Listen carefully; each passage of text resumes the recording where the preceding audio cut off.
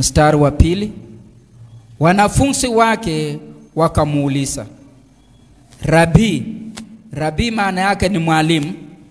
Rabi, ni nani aliyetenda dhambi, ni huyu mtu au wazazi wake, hata asaliwe kipofu? Mstari wa 3, Yesu akajibu, huyu mtu wala wazazi wake hawakutenda dhambi. Alisaliwa kipofu ili kazi ya Mungu sidhihirishwe katika maisha yake. Akasema mstari wa 4, yanipasa kusifanya kazi zake yeye aliyenituma wakati bado ni mchana, kwa kuwa usiku waja ambapo hakuna mtu awezaye kufanya kazi. Wakati niko ulimwenguni, mimi ni nuru ya ulimwengu. Bwana Yesu asifiwe.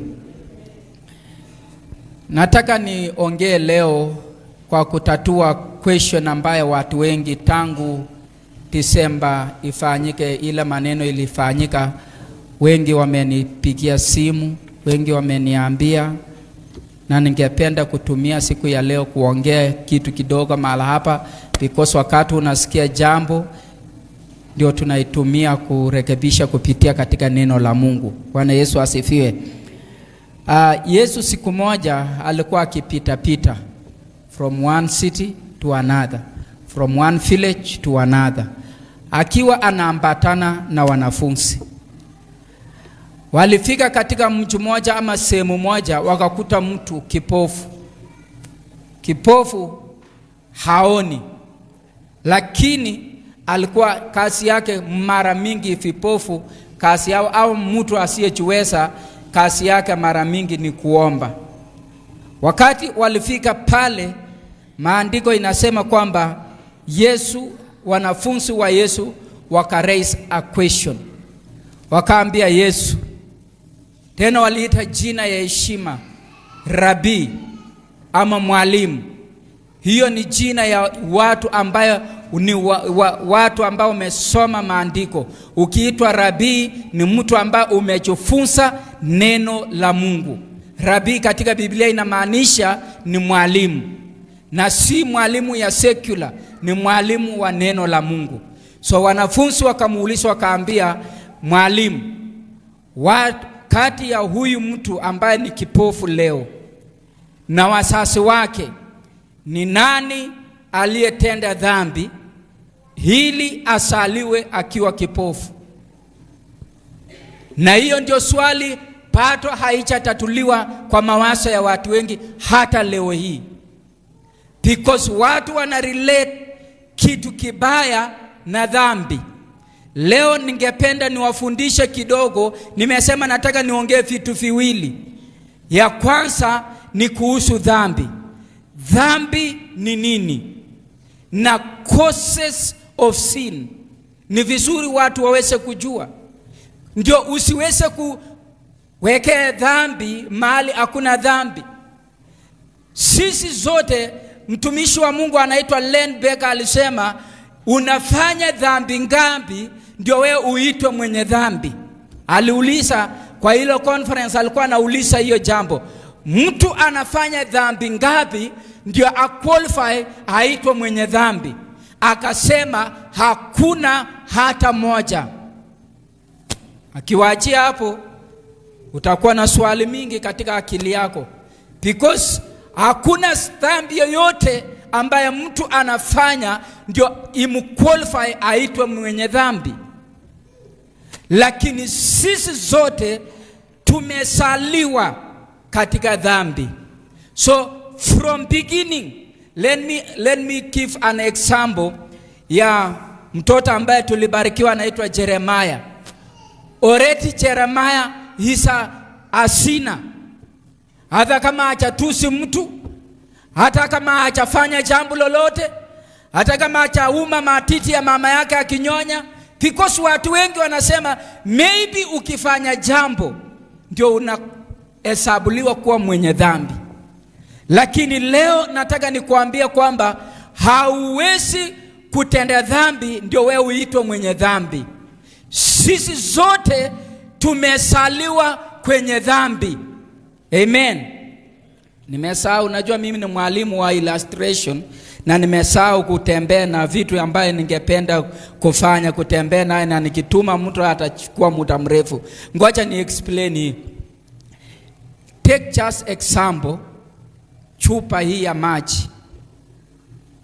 Chota mchanga pale nje, weke ndani. Kiweka ndani, hata ukimwaka maji mazuri, si maji mazuri ndio unamwaka, lakini the moment inakutana na ile mchanga iko ndani yake, automatic hiyo maji yote inakuwa chafu. Hivyo inamaanisha kwamba sisi zote, kila mtu ambaye anaishi kwa dunia hii, yeye ni mwenye dhambi. Wherever you are doing, chochote chenye unafanya, already you are a sinner. A sinner. You don't need to do this and this so that you qualify to be called a sinner. Already you are a sinner from the beginning. Tangu siku unasaliwa, ama tuseme kama Jeremiah anasema, tangu uwekwe katika tumbo la mama yako, unasaliwa na ile original sin. Sema dhambi ya asili. Inaitwa dhambi ya asili. Bwana Yesu asifiwe. Dhambi ya asili inakuja namna gani? Najua ni vizuri uende katika janso. Kwa nini sisi zote tunaitwa wenye dhambi? Sisi hatuitwi wenye dhambi kwa sababu tulikosea mtu. Tunaitwa wenye dhambi because ya dhambi ya mtu mmoja anaitwa Adamu. Najua kila mtu anajua hiyo. Hata Sunday school tunakuwa nao huko, nasikia wananipigia story. Hawa watu ni full of the word. Amen. Sunday school, endanga huko usikise. Tunasaliwa kutoka na dhambi because baba wetu wa kwanza anaitwa Adam, alikosea Mungu, na wanadamu wote ulimwenguni wakaitwa wenye dhambi. So kisasi yoyote ambaye anasaliwa katika laini ya Adamu ni mwenye dhambi. Bwana Yesu asifiwe. So haustahili ufanye jambo ndio uitwe mwenye dhambi. Let me give you a good news. Nashukuru mama umesema jambo. Sisi ni wenye dhambi ambaye tumejifahamu ni wenye dhambi na tumekimbia kwa Mungu. Kuliko wengine ambaye wako nje, ni wenye dhambi hawana ufahamu kwamba anayeosha dhambi ya mtu ni Mungu. Sasa yeye anakaa huko nje. Unaheri wewe mwenye umekuja hapa because umejijua. Na mimi najua nyinyi wote mnajijua ni wenye dhambi. Umejijua wewe ni mwenye dhambi na hauwezi kujiokoa kwa nguvu zako, lakini Kristo Yesu mwenyewe ndio anatuhesabulia sisi wa Kristo kuwa perfect kupitia kile alifanya. Sasa another good news ndio hii. Kila Mkristo, any believer, is a born again Christian. Yeye ni Mkristo aliyesaliwa mara ya pili. Hauhitaji kubeba Biblia. Wakristo wakuone na Biblia ndio sema huyu ndio mwenye haki. Ama ufaye nguo nyeupe. Amen. Kama hizi vitambaa nyeupe. Kama sisi watu wa jeshi la wokovu, kama Mike kwa mweupe sana hapo. Longi tu ndio imeharibu. Bwana Yesu asifiwe. Haustahili kuvaa nguo nyeupe ndio tusiconclude kwamba wewe ni mwenye haki. No. Ikiwa hivyo, watu ya Salvation Army wote mbinguni na sisi wengine wote out. Piko sawa wanavaa nguo nyeupe, kofia, nguo, shati, kila mahali nyeupe, na utusi mtu wakati ukiwa na hiyo. Ikiwa ni matendo yako ndio inakufanya ukuwe mwenye haki, ama ukiwa na hiyo dhana kwa akili yako kwamba paka utende mazuri ndio qualify kuwa mtu ya Mungu, that is wrong. Nasikia tata Ann? Big no. Haustahili kufanya jambo lolote nzuri ndio Mungu akuhesabulia haki. Haki yenye tuko naye ni ile tunapewa tu kwa rehema na kwa huruma za Mungu. There is a day niliweza kuwafundisha hapa kuhusu nguo yenye Yesu alikuja naye, the glorious cloth. Akatoa hiyo nguo nzuri akafalisha mwanadamu, na yeye akachukua ile nguo ya mwanadamu ambaye ilikuwa na dhambi mingi akafaa. That is, hiyo ndio fasi yenye alienda naye kwenye msalaba, fasi ya mwanadamu ambaye alikuwa mwenye dhambi. Nguo yako ya dhambi Yesu alifaa na akaenda naye msalabani, na yeye akatoa ile nguo yake ya utukufu ya Mungu akafalisha wewe, ukaitwa mwenye haki. Niulize swali, kuna mtu yeyote ambaye hako katika hii nyumba amehesabuliwa haki kwa sababu ya kutenda mazuri? Mehesabuliwa haki kwa kununua tramse amen. Mehesabuliwa haki kwa kununua mixer. Wesi hesabuli, unaweza nunua hii tuweke kioo, uweke kioo upanda hii yote, lakini usipotengeleza mambo yako na Mungu, pato hiyo sadaka itakuwa bure.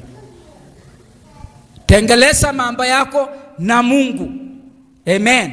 Bwana Yesu asifiwe. Sasa sikia, Yesu wanafunzi walipomjibu mstari wa, ngoja tusome wa pili usikie. Wanafunzi wake wakamuuliza, Rabi, ni nani aliyetenda dhambi, ni huyu mtu au wazazi wake, hata asaliwe kipofu? Nimesema kuna watu ambao wana relate tukio ya dunia na dhambi. Na hii ilifanyikia hata Ayubu. Warafiki wa Ayubu wakaenda wakaambia Ayubu, wewe umefanyia Mungu dhambi sana, that is why unateseka hivi, huwezi kuwa na taabu kama hii. Mnajua marafiki ya Ayubu walienda wakaambia, hii mateso unapitia ni kwa sababu huenda umemkosea Mungu. Wakati Paulo alikuwa anapelekwa Rome, mnakumbuka hiyo safari ya Paul from sijui wapi kwenda Rome, alifika katikati ya maji na ile meli ikaharibika. Walifuka ng'ambo kimiujiza. Walipofika ng'ambo hiyo, baridi, kila mtu anatetemeka. Watu wakachituma kuni, wakakucha wakaasha moto. Wakiwa wanaota moto, nyoka ikakucha ikamuuma Paulo. Unajua watu walisema nini? Hata kama ameokoka kwa maji Bwana asifiwe, ndio hii nyoka imemuuma, huenda amemkosea Mungu. Bwana Yesu asifiwe. Sometime wakati walisema hivyo, hata ile sumu ya nyoka haikuadhiri Paulo hata kidogo. Kwa nini? Because hatuwezi relate mabaya ambayo wanadamu wanapitia na dhambi. Hiyo ndio ujumbe nimekuja kuambia siku ya leo. Huwezi relate na magonjwa yenye unapitia na dhambi. Ngoja niwaambie kitu kimoja kuhusu magonjwa. Magonjwa inaweza kupata mtu kwa aina tatu. Sikiza kwa umakini. Ya kwanza, negligence. Naitwanga negligence mwalimu Esther. Negligence. Amen. Ama ile wamesema area hii iko na umbu, alafu wewe unalala nje. Umesikia hiyo? Hiyo ndio inaitwa negligence, ama inaitwanga aje? Yes. Yeah? Kupuusa. Wamesema ukitaka kukula nao mkono, ama ukitoka kwa choo nao mkono, upatwe na taria ama inaitwanga aje? Taria. Alafu usumbue pastor, asema pastor, niko na taria, kuja niombe. Hiyo inaitwanga kupuusa. Bwana asifiwe. Na hiyo imeleta kitu naitwa magonjwa. Bwana Yesu asifiwe. So nasema magonjwa inaweza kumpata mtu mara 3, ndugu yangu Kefa. Ya kwanza ni kupuuza maagizo ya afya. Magonjwa automatic itakushika. Hiyo ni ya kwanza. Familia nasema kabla hujakula baraka nao mkono. Wewe ndio huyo umecheza huko nje ile vitu na unakuja unakula, unasikia tumbo inakuuma. Utataka maombi ya pastor? Amen. Hiyo namba ya kwanza. Ya pili, Bwana Yesu asifiwe, laana, curse. Kuna magonjwa ambayo inaweza letwa na laana kwa watu. Umemkosea mtu akasema hende na usirudi na uende uanguke ukufe, sio imeleta shida.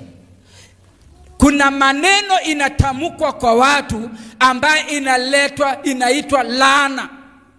Na laana inaweza sababisha mtu kuteseka ama kuugua ama kuwa na magonjwa mbalimbali. Bwana Yesu asifiwe. Hiyo inaitwa laana. Bwana Yesu asifiwe. Na hapo kwa laana iko aina mbili. Kuna laana za wanadamu na kuna laana za Mungu.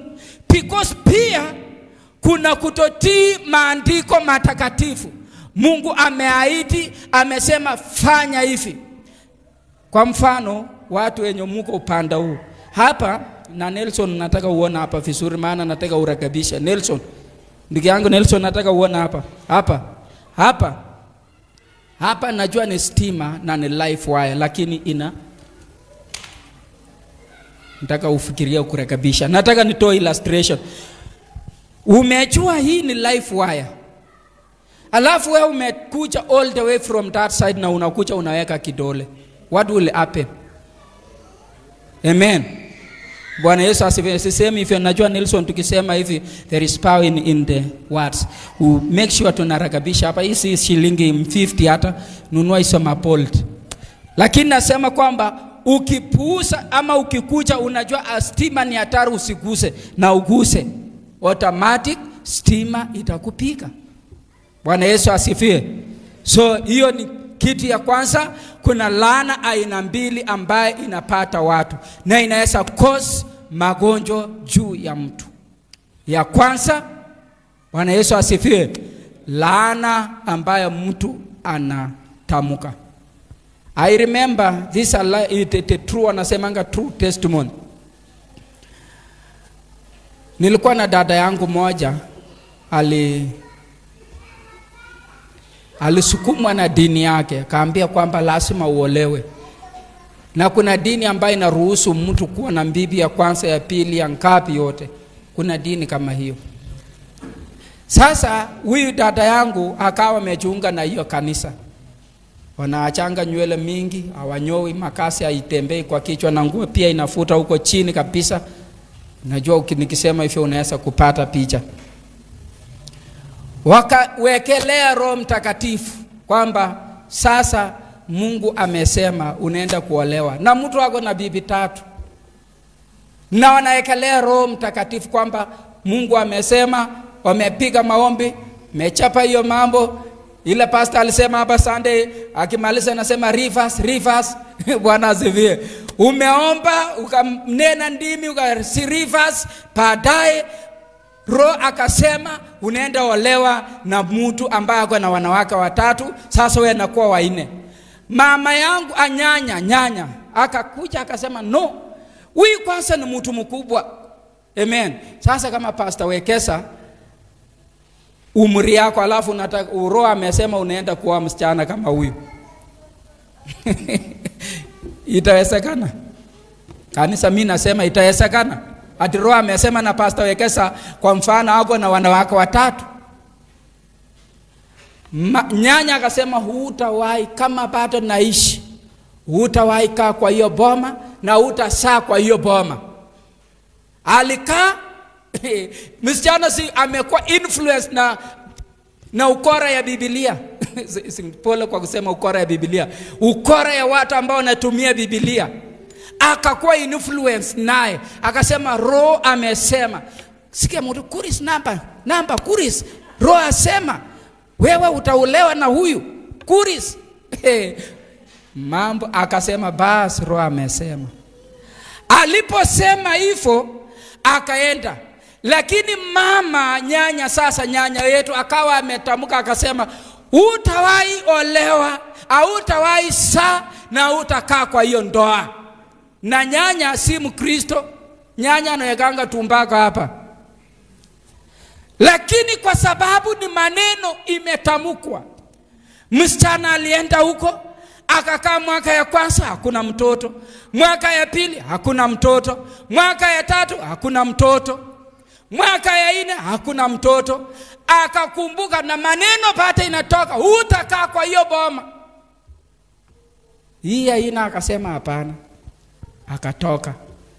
Akakutana na hii vijana pia ya bodaboda. Wakati anatoka kwa mzee na anakutana na kijana ya bodaboda. Akienda tu huko miezi 9 mimba mtoto.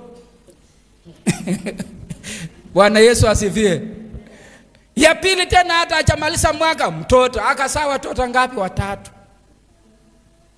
Because laana haikuelekea kona hiyo. Laana walikuwa wamesema hutakaa kwa hiyo ndoa na hutazaa kwa hiyo ndoa, na ikabaki hivyo.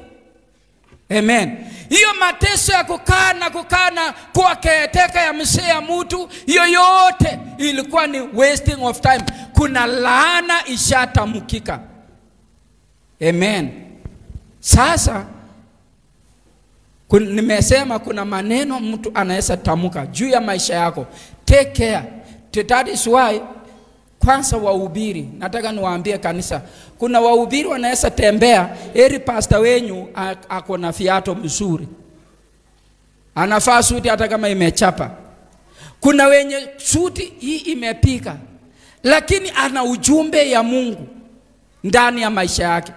Usineglect kwa kuona umbo ya nje. Akitamka neno juu ya maisha yako inaweza kukupata. Take care. Bwana Yesu asifiwe. Hiyo ilikuwa ni by the way. Lakini mimi nataka tuongee kuhusu hii maneno ambayo nilikuwa nasema mahali hapa. But let me remind you, take care of words ambayo watu wanasema juu ya maisha yako. Usipende watu wakutupia maneno mabaya. Amen. Bwana Yesu asifiwe. Ni laana na haitakupeleka mbali. Bwana Yesu asifiwe. Sasa kulikuwa na swali hii pato ina rotate, na leo nataka niweze kuambia kwa dakika 5 ambayo imebaki. Ukiona mtu mgonjwa hata katika familia yako, ama dada yangu Ann, watoto wako kama hawaendi kanisa, watu wasirelate watoto kwenda kanisa na wokovu yako. There is difference between wokovu yako na tabia ya watoto. Amen. Saa hii ndio hii dada yangu Martha yuko mahali hapa, si kwa sababu wokovu yako ndio imemleta, lakini amesikia mwito ya Kristo ndani mwake binafsi. So wewe niambia kwamba kwa sababu wewe dada unachofanya unaenda kanisa na watoto yako ni wabaya, hiyo ni kitu inaitwa nini Mike? Spells ya shetani. Mnajua spells? Mishale za shetani inatupanga ili wewe pia ufujike moyo. Nasema na by the way, sasa hata maombi gani naombanga na watoto huko wanaharibika. Shetani anataka kukutoa pia kwa barabara hiyo yenye uko ya haki. Kuna ujanja shetani huwa anaambia watu, ngoja niwaambie siku ya leo. Kuna ujanja 2 anaambianga. Hata wewe amewahi kuambia. Amen. Nasikia hii.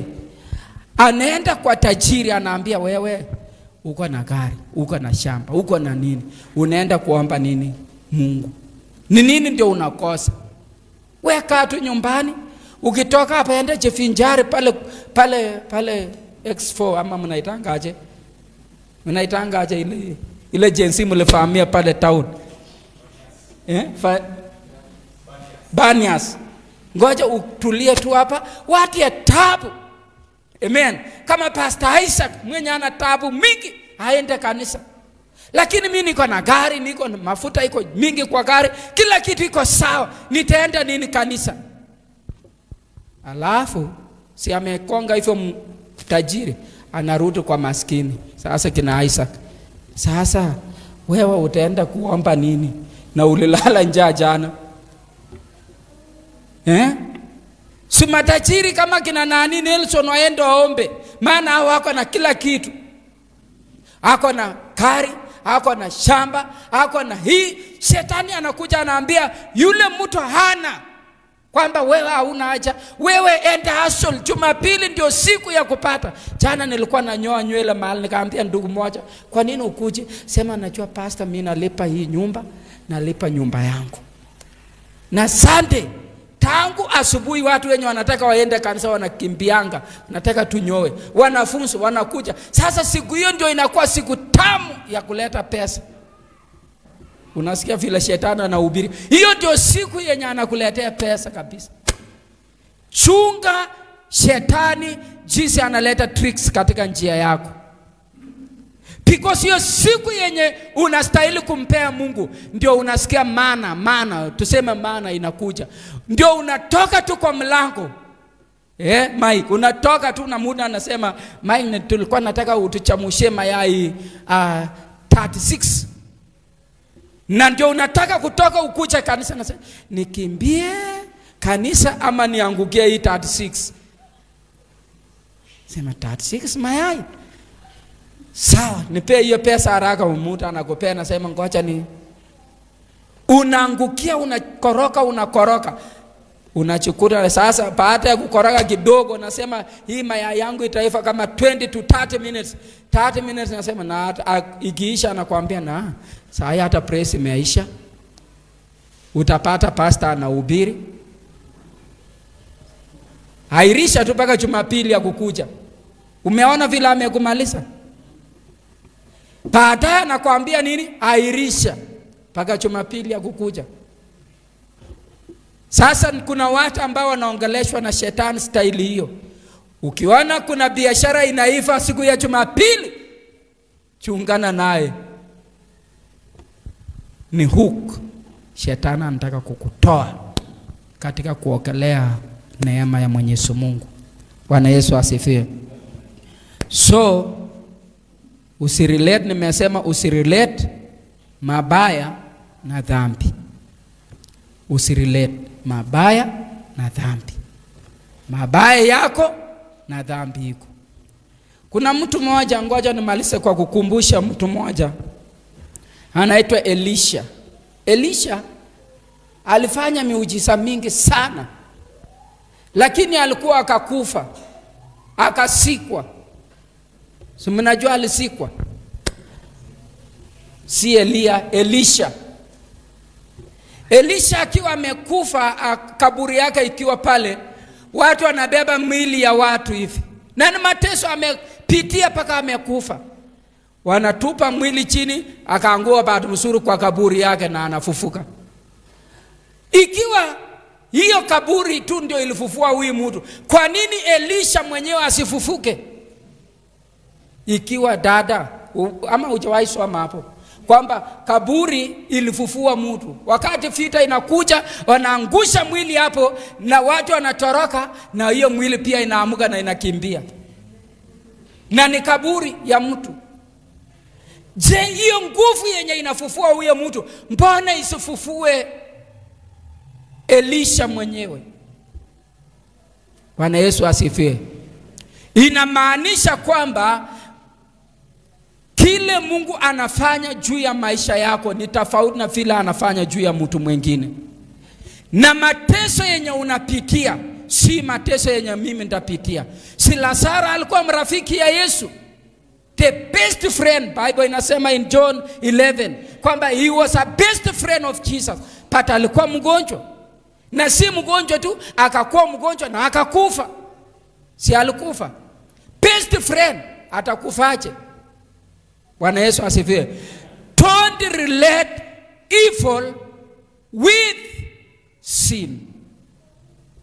Nasikia Pastor Meet, najua you are theologian. Don't try to relate sin kwamba leo ngoja niwaambie ndio kuna consequence ya sin. So mnajua hivyo. Saa hii tuseme mimi nimeenda mambo ya usharati na nikaenda nikalala na mama ako na ukimwi, nipatwa na ukimwi. Sio ndio consequence? Si ndio Martha? Sio ndio inaitwa consequence? Consequence ya sin inakuanga pia.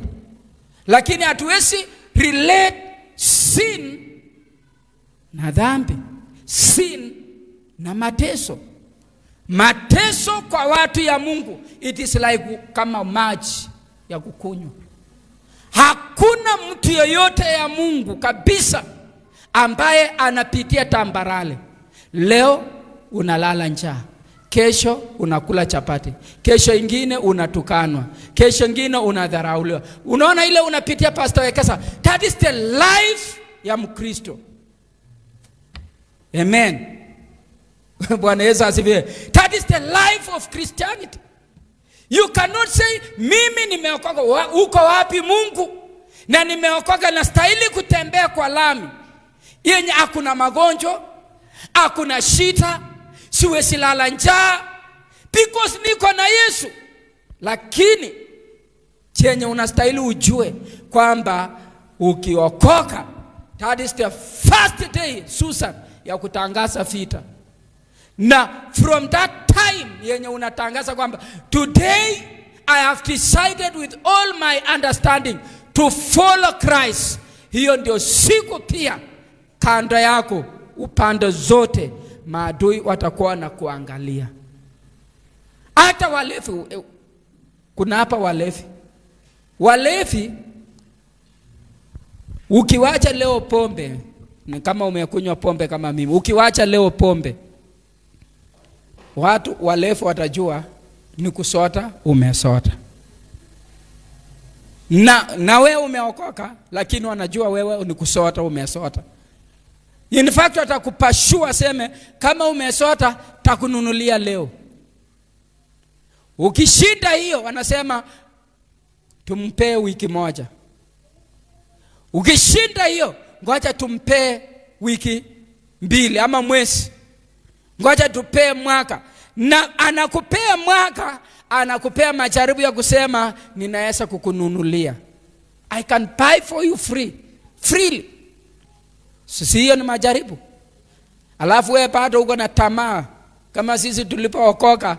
Hata ukifikako tu kwa karibu na pusa, harufu ya pusa unasikia tu ukunywa na umeokoka. Hiyo pusa, kuna pusa ingine ichakuwa machua iko na sukari hivi.